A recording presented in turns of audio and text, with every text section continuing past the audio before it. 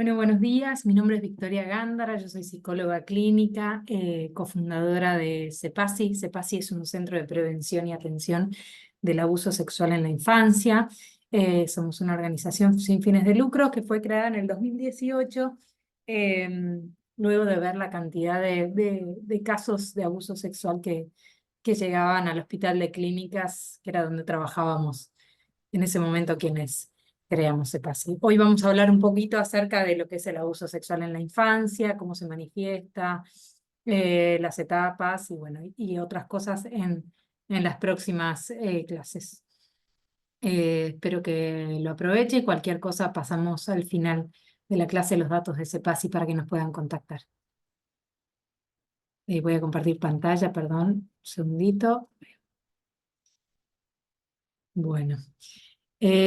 Para empezar, siempre decimos lo mismo, ¿no? Para empezar a hablar del tema es importante definirlo. ¿De qué hablamos cuando hablamos de abuso sexual en la infancia? ¿Qué implica la violencia sexual en la infancia? Hablamos de la imposición a los niños, niñas y adolescentes. Yo voy a decir niños y voy a querer decir niños, niñas y adolescentes, pero para no repetir todo el tiempo, digo niños. Es la imposición a los niños, niñas y adolescentes de la sexualidad adulta en todas sus prácticas. ¿Por qué decimos en todas sus prácticas? Porque después también vamos a ver que no es solamente como con contacto físico como se creía, sino que también las modalidades sin contacto físico también implican abuso sexual, ¿no? Siempre tenemos que acordarnos que las chicas y chicos no tienen la capacidad de consentir estos actos ni de decodificar la sexualidad de los adultos. Cuando hablamos de violencia sexual, implica que hay un adulto, un agresor que no está reconociendo a esos niños y niñas como sujetos de derechos, y hablamos siempre de una de las formas más graves de maltrato que existen, por las consecuencias que esta tiene, que lo vamos a ver en clases siguientes. Si no intervenimos y no damos una respuesta adecuada y oportuna, puede dejar secuelas para toda la vida. Lo que estamos viendo últimamente son secuelas cada vez más graves y cada vez a edades más tempranas, incluso el suicidio como una posible secuela del abuso sexual con las últimas investigaciones. Siempre que hablamos de abuso tenemos que entender que puede manifestarse entre un niño y un adulto o entre un niño y otra persona que por su edad o desarrollo evolutivo se encuentra en una posición de responsabilidad, confianza o poder. ¿Qué quiere decir esto? Que el abuso sexual también se puede dar entre pares o, o niños con diferentes edades.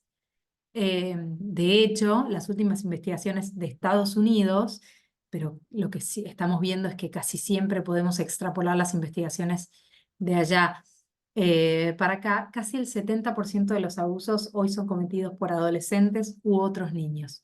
Esto quiere decir que cuando llega a la clínica un caso de abuso sexual, no tenemos que descartarlo porque sean dos niños, sino que al contrario, hay que igualmente hacer la denuncia. ¿Y por qué? Siempre decimos lo mismo.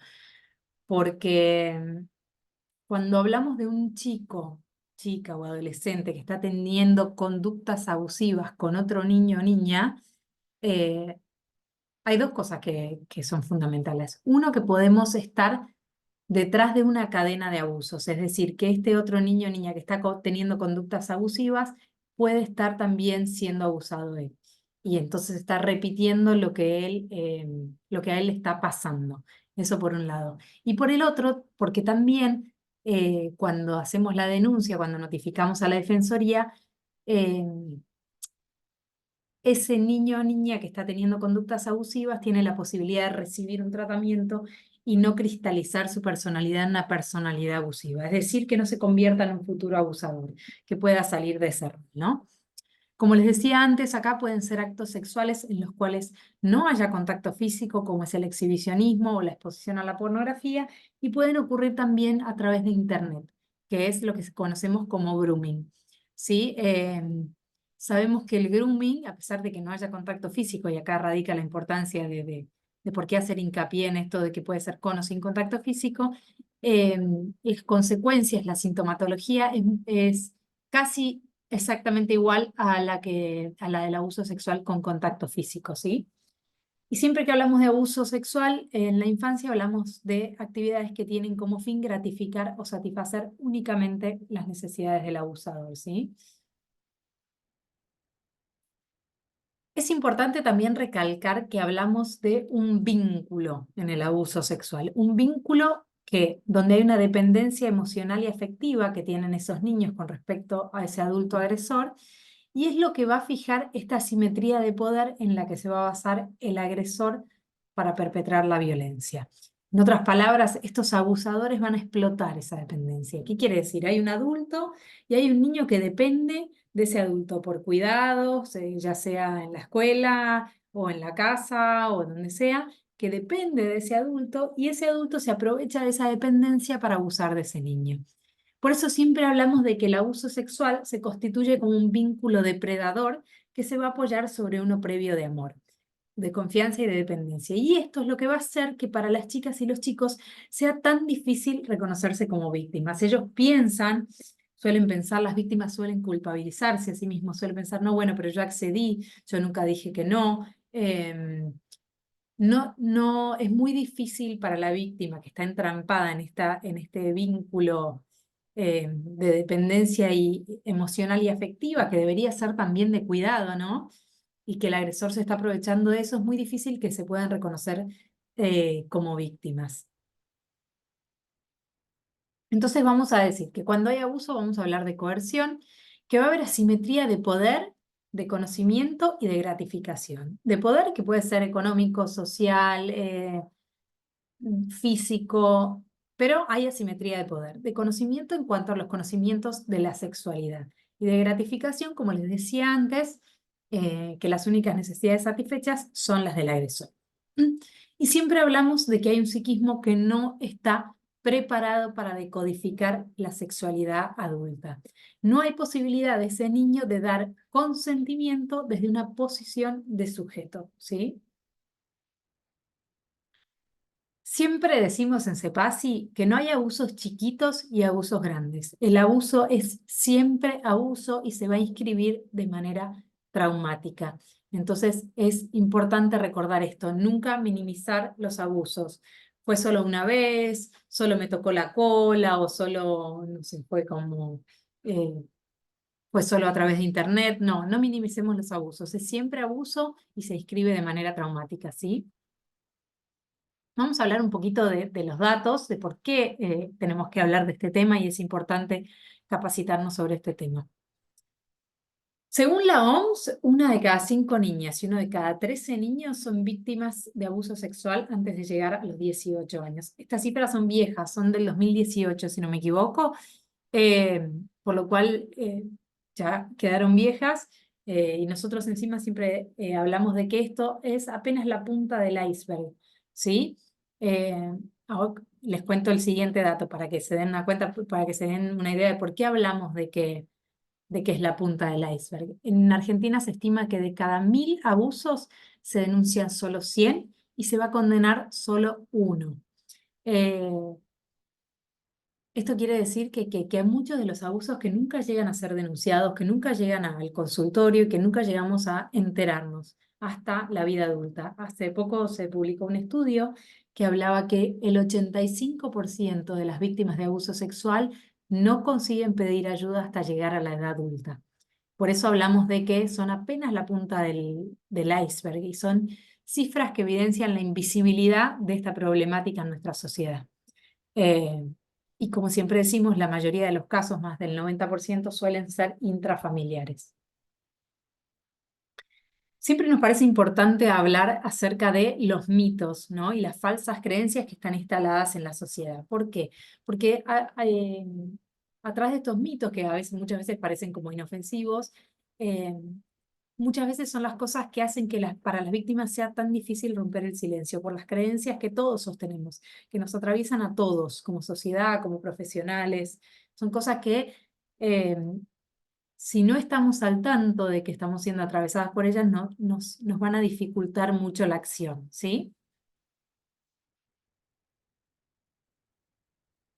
Bueno, el primero es que cuando sea grande se va a olvidar de todo. Esto está muy arraigado, sobre todo cuando los chicos son muy pequeños. Y esto es subestimar las consecuencias que tiene el abuso sexual, no solo a nivel vincular y a nivel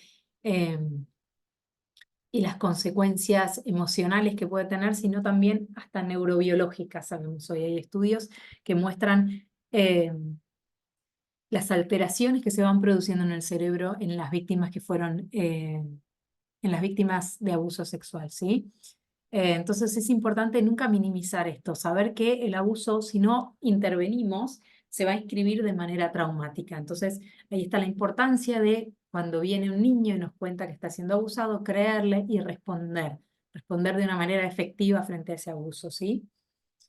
Que el abuso sexual es poco frecuente. Bueno, con las cifras que mostraba antes, un poco desmitificamos esto, 1 de cada 5 niños, 1 de cada 13 niños, y sabemos que tenemos un subregistro de víctimas. O sea que nosotros siempre hablamos de la pandemia silenciosa cuando hablamos del abuso sexual en la infancia. Otro de los mitos que están arraigados es que hay culturas donde no es considerado abuso, entonces no hay daño. Esto no es así. Como les hablaba al principio, el psiquismo de los chicos, no importa ni acá, ni en Chaco, ni en África, ni en ningún lado, el psiquismo del niño no está preparado para decodificar la sexualidad adulta. Y es por esto que el abuso se inscribe de manera traumática, porque el psiquismo de este niño no está preparado, ¿sí? Ni acá, ni en Chaco, ni en ningún lado. Siempre damos el mismo ejemplo. Cuando nos hablan de, bueno, pero son cosas culturales y eh, casualmente las cosas que son culturales, que tienen que ver como rituales culturales, como puede ser un bat mitzvah, o la comunión, o todas esas cosas, son cosas que se suelen celebrar, que las sociedades o las culturas festejan y que son a la vista de todos. El abuso sexual, casualmente, siempre ocurre en silencio, ¿no? Y esto también nos demuestra que no tiene que ver con la cultura, sino con una práctica abusiva que sabemos que acá en África, en Europa, y en Asia se va a inscribir en el psiquismo del niño de manera traumática, ¿sí? Que las niñas o niños provocan a los adultos, esto también es algo que se escucha, sobre todo cuando escuchamos del abuso cometido a adolescentes, ¿no? Acá hay que entender una cosa, la responsabilidad es siempre, siempre del adulto. El adulto es el que tiene que entender que el psiquismo del niño o del adolescente no está preparado para recibir esa sexualidad y tiene que responder de manera acorde a eso, ¿sí? No importa cómo estaba ese niño, cómo estaba esa niña, cómo estaba ese adolescente. Es el adulto el responsable. El adulto es el que tiene más poder, más conocimiento y el responsable eh, de marcar el límite, ¿sí? Que las niñas o niños mienten o fantasean, esto también lo escuchamos muchas, muchas veces. Perdón, con respecto a lo anterior también es una excusa, obviamente, que se suele usar, ¿no? Es lo que siempre escuchamos en la televisión, en todos lados, si tenía la pollerita corta. Nosotros hoy sabemos que nada es excusa de eso, o sea, eh, cometer abuso sexual es un delito y es siempre responsabilidad del abusador y del agresor, o sea, del agresor y del adulto. Sigo, perdón. Las niñas y niños mienten o fantasean. Esto también lo escuchamos mucho. No, bueno, pero se lo inventó, no se lo puede haber, no lo puede haber fantaseado, no lo puede haber. eh, los niños y niños no mienten o no pueden inventar cosas, no pueden imaginar cosas que no conocen, no pueden fantasear sobre cosas que no conocen, ¿sí? Entonces, cuando aparece un niño que trae fantasías o que trae lenguaje o lo que sea em, de la sexualidad adulta, tenemos que pensar que está siendo expuesto a una sexualidad adulta, porque no puede fantasear o mentir sobre cosas que no conoce.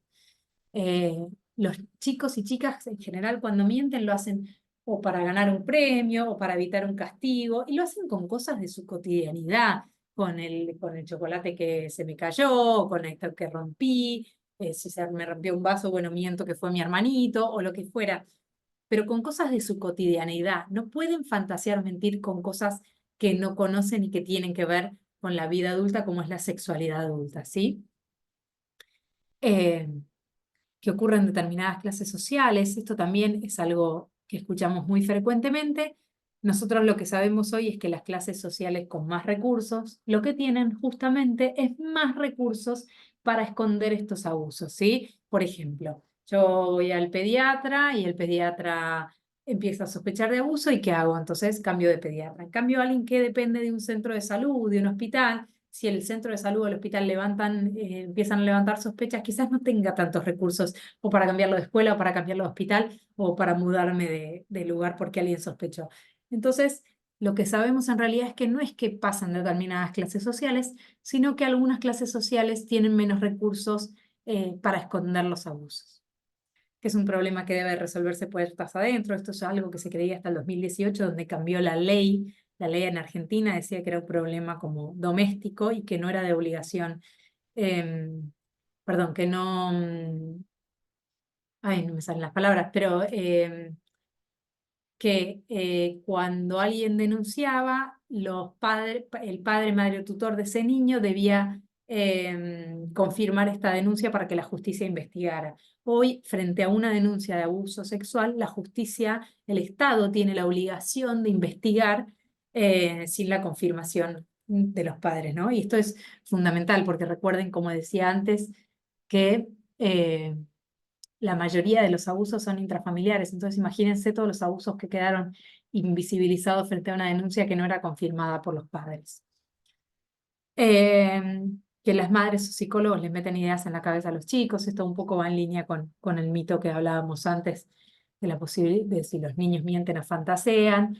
Pero también entender algo, ¿no? Que en la clínica esto se ve claramente cuando hay un relato armado por alguien y el chico está repitiendo un relato armado por alguien. Y también porque cuando llegan los casos de abusos a la clínica, lo que vemos es que hay trauma.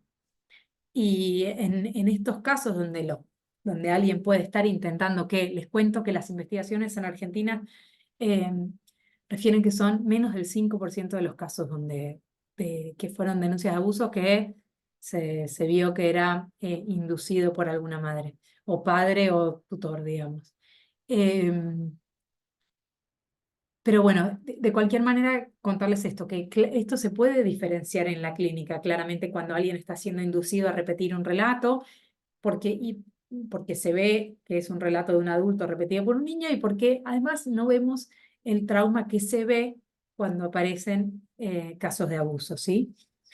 Que los agresores son siempre hombres e inadaptados sociales. Esto sabemos que no es así, que los agresores pueden ser de cualquier clase social, de cualquier nivel educativo, de cualquier orientación sexual, que pueden tener familia, pueden no tenerla. Sabemos que cualquiera puede ser abusadora. Nosotros nada de lo que nos diga esto lo escuchamos muchas veces. Profesionales que vienen nos dicen, no, pero yo lo conocía, el padre es un amor, es imposible. No, nada de lo que haga el padre o diga, o la madre o quien sea, eh, para nosotros es indicador de si es un abusador o no es un abusador. Para nosotros lo más importante va a ser el relato del niño, pero sin entender que esta creencia antigua de que es un inadaptado social, de que es un loquito, el loquito del barrio, el que comete los abusos, hoy sabemos que no es así. Eh, Les cuento una anécdota. Yo viví en Estados Unidos un tiempo y ahí se hizo una campaña hace muchos años que era como extraño, desconocido, stranger danger, y como que les enseñaban a los chicos a gritar eso en la escuela. Y después de un tiempo se dieron cuenta que esta campaña jugó en contra. ¿Por qué? Porque justamente por dos cosas, porque los extraños, los abusos no suelen ser cometidos por un extraño, un loquito, un desconocido, eh, y porque muchas veces el peligro está dentro de casa. Y cuando a través de esta campaña se identificaba el peligro fuera de casa, los chicos tenían dificultades para reconocer que lo que estaba pasando quizás en casa también les estaba haciendo daño, ¿no? Y bueno, si hay placer, hay consentimiento. Este es el último de los mitos que también está muy arraigado. Eh, y también hemos escuchado frases al respecto. Sobre todo este mito se arraiga mucho con respecto a los varones, ¿no? Lo que sabemos es que en el abuso sexual se están estimulando zonas erógenas, ¿no? Y que el cuerpo puede dar una respuesta fisiológica de placer. ¿Qué quiere decir esto? Que cuando un niño está siendo abusado puede llegar a tener una erección, ¿sí? Y esto no quiere decir para nada que esté ni disfrutando de eso que está sucediendo, ni consintiendo para nada, ¿sí? Ni que eso sea una experiencia placentera, ni que esté dando su consentimiento. Simplemente que el cuerpo está dando una respuesta fisiológica a una estimulación, ¿sí? Vamos a hablar ahora un poquito sobre las etapas o fases del abuso sexual, ¿sí? La primera etapa, cuando hablamos de fases, un poco para clasificarlo, para entender cómo funciona este vínculo del que hablaba al principio, vínculo depredador, pero para que sepan que no es que se tienen que dar cronológicamente, ni se dan siempre todas, pueden aparecer algunas, otras no, pueden darse en distinto orden, pero en general lo que vemos que sucede es lo siguiente, como lo vamos a presentar. La fase de captación, que es la primera, es donde el nuevo vínculo, que se apoya en esto que les decía al principio, en uno previo de confianza, de amor y de dependencia, comienza en este vínculo, comienza la inducción a conductas sexualizadas. Lo primero que va a hacer el abusador es establecer el acceso.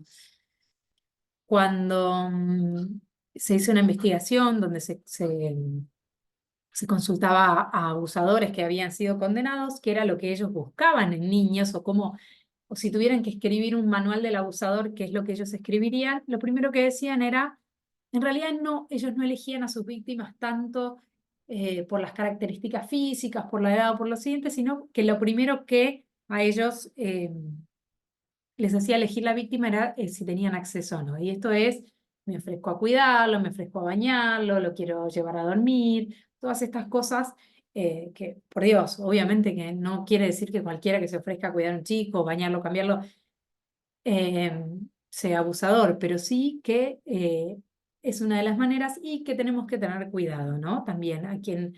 eh, Acá siempre también hablamos de la importancia de enseñar a los chicos autonomía también, ¿no? Hoy nos pasa todavía que escuchamos de chicos de 6 7 años que todavía los bañan los padres, que todavía les ponen la ropa interior los padres. Eh, Cuanto menos autonomía tengan, también están más expuestos, esa es una realidad. Y no es solamente por una protección de abuso, ¿no? También es por una cuestión de respeto al cuerpo del otro y de la importancia de que los chicos tengan autonomía. Pero bueno, volviendo al tema de esto, lo primero que intentan es establecer el acceso, ¿no? Se va a desarrollar, van a intentar desarrollar un vínculo de confianza donde puede haber un tratamiento diferencial, regalos para ese niño. Teníamos un caso de un chico que el abusador le había regalado un Rolex a un niño, para que se den una idea, cuando aparecen como tratos demasiado diferenciales, quizás eh, tener un poco de cuidado, ¿no? Y después empieza el proceso de desensibilización, que es donde el abusador lo que hace es empieza a introducir conversaciones sexuales casuales o la sexualidad, empieza a introducir la sexualidad de manera casual, ¿no? Puede ser en conversaciones, puede ser con aumento de contacto físico, por ejemplo, empieza a hacerle cosquillas y de repente toca alguna parte íntima y el niño no sabe distinguir si en realidad fue como accidentalmente a través de estas cosquillas o si tiene que ver con una intencionalidad del otro y empieza lo que se llama el proceso de desensibilización.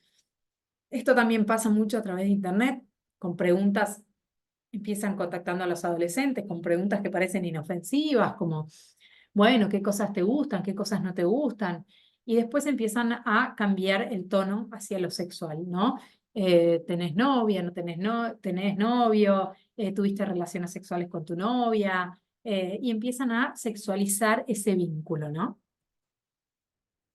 Después empieza lo que se llama la fase de interacción sexual. Es donde se instala el abuso sexual propiamente dicho y donde empieza a constituirse como ya este vínculo de abuso, ¿no? Donde empiezan los manoseos, la exhibición, la masturbación, sexo oral, penetración. Siempre que hablamos, es importante una cosa que quizás no dije al principio, hablábamos de puede ser con o sin contacto físico. em, pero es importante recalcar una cosa, que el abuso sexual no suele dejar marcas físicas. ¿Por qué decimos siempre esto? Porque el abuso sexual, cuando deja marcas físicas, suele ser los tipos de abusos que están ya establecidos hace mucho tiempo y que fueron empeorando como de alguna manera. Porque en general no suele pasarse a la penetración de un día al otro. Es esto que les digo, ¿no? Se empieza desensibilizando y empieza quizás con manoseos, quizás con frotamientos y puede llegar a terminar en penetración. Por eso cuando aparecen marcas físicas, en general sospechamos de que es un abuso que se viene dando de larga data, ¿sí? Eh, Esto también, ¿por qué es importante? Porque muchas veces luego de una denuncia de abuso se tiene que hacer una revisación clínica y no van a aparecer marcas físicas.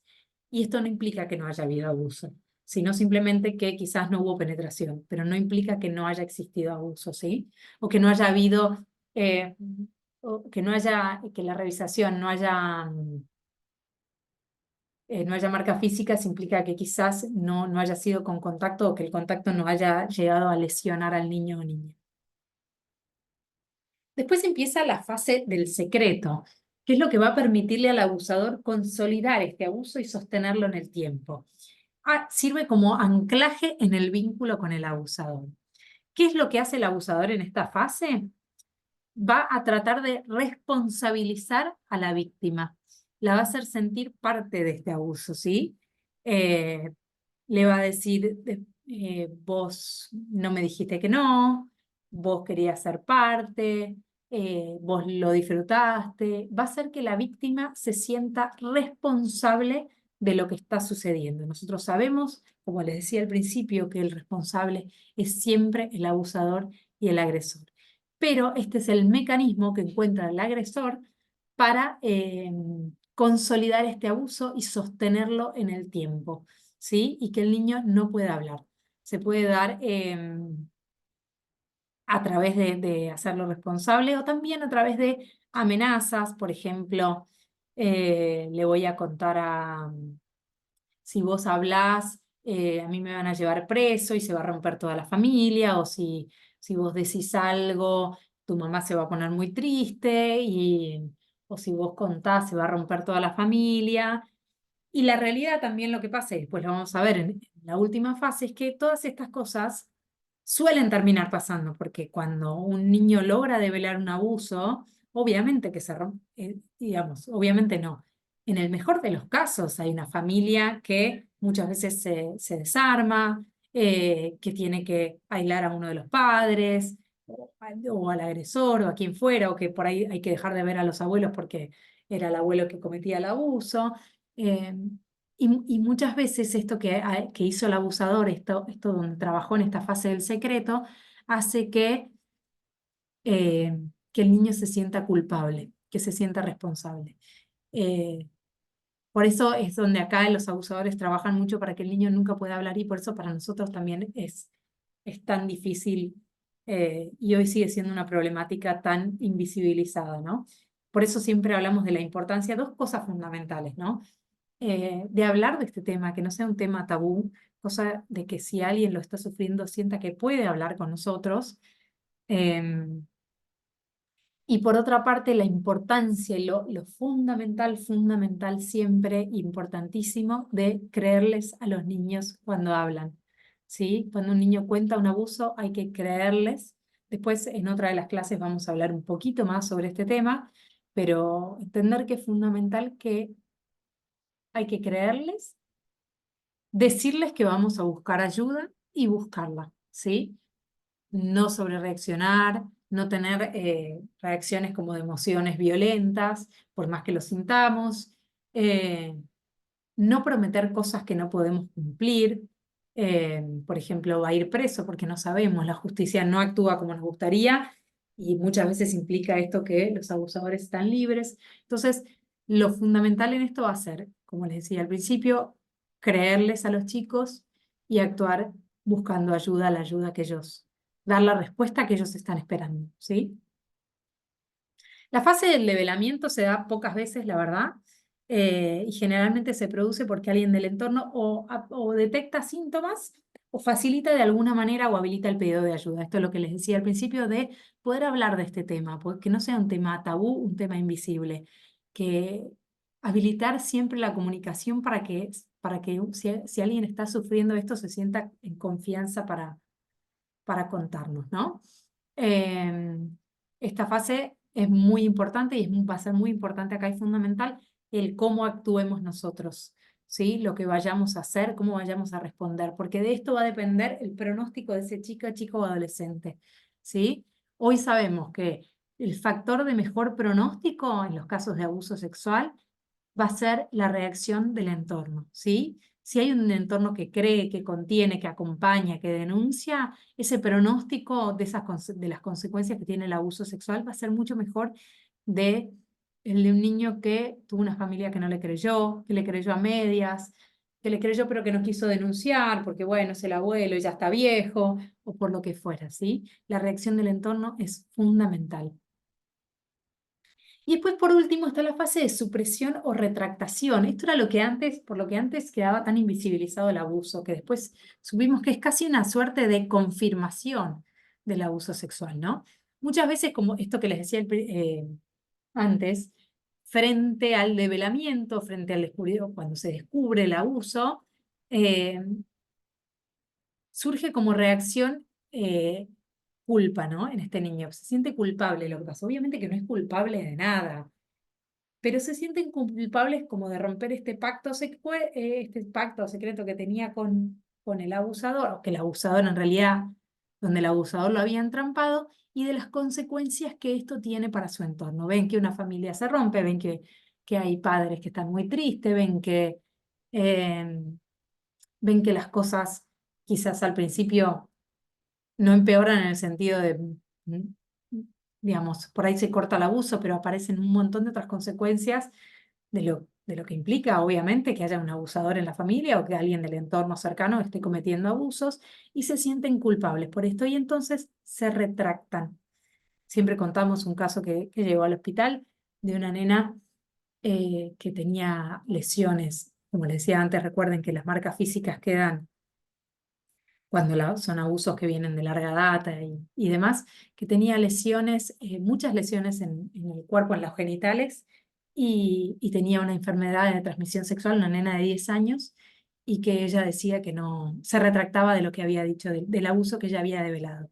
¿Sí? Y nosotros con todas las confirmaciones que teníamos, una enfermedad de transmisión sexual siempre es confirmación de un abuso, no hay un indicador más, o bueno, el relato del niño y una enfermedad de transmisión sexual o un embarazo son indicadores claves que dan cuenta de un abuso sexual. Y sin embargo, con todo eso, la nena se retractaba. ¿Por qué? Porque se había movilizado mucho todo el entorno, porque se había alejado del padre, se había aislado al padre por motivos buenos, digamos, porque era quien estaba abusando. eh, y obviamente que había quedado, nada, una familia eh, no me sale la palabra, pero bueno, como desmembrada de alguna manera, ¿no? Y ella se sentía culpable por eso, y por eso decía, no, esto en realidad nunca pasó.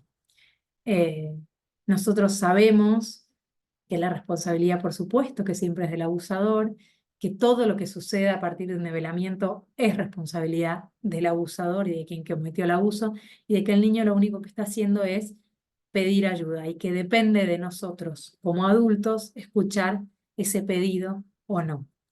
Y, y que de esa escucha nuestra que podamos tener o no, va a depender también el futuro eh, de ese niño. Bueno, esto es como introductorio. En las próximas clases quizás vamos a hablar un poco de las características esperables, de los indicadores de alerta, pero nos parece siempre importante arrancar definiendo qué es el abuso, cómo se da y cuáles son las creencias que todavía siguen muy instaladas en la sociedad. Pero espero que les haya gustado. Cualquier consulta entiendo que la pueden hacer, pueden mandar mail. Nos pueden escribir a nosotros a holacepasi@gmail.com o a nuestro Instagram que es @ce_pasi. Bueno, y ahí por ahí nos pueden contactar. Esperamos les haya gustado y estamos a disposición. Muchas gracias.